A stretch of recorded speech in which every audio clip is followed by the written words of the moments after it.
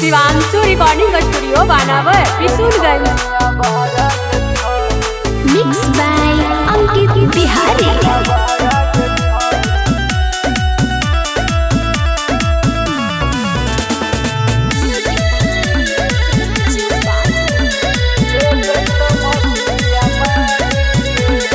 बची के रहिए सिंह से छौरी अइलो बरतिया भारी हे गे सुन अगे बची के रहिए सिंह से छौरी अइलो बरतिया भारी सिंह के छोरनिया बारा गे छौरी ले जैतो मतिया मारी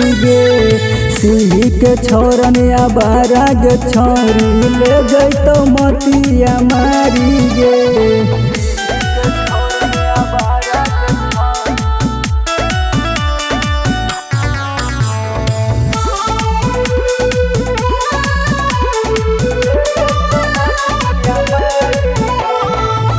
सट के सेल्फी लेता होते जाए माला करम जे आना कानी होई जैतो हालागे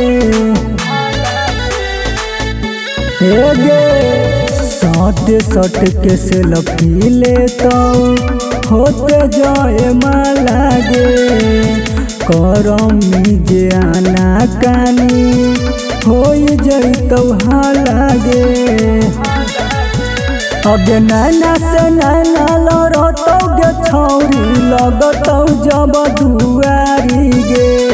पाली के छोरनिया बारा गे छौरी ले जैतो मतिया मारी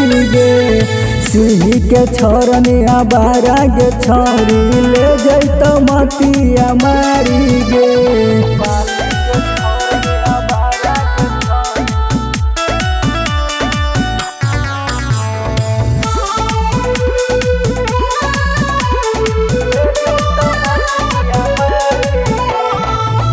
दूल्हा के भाई गे छौरी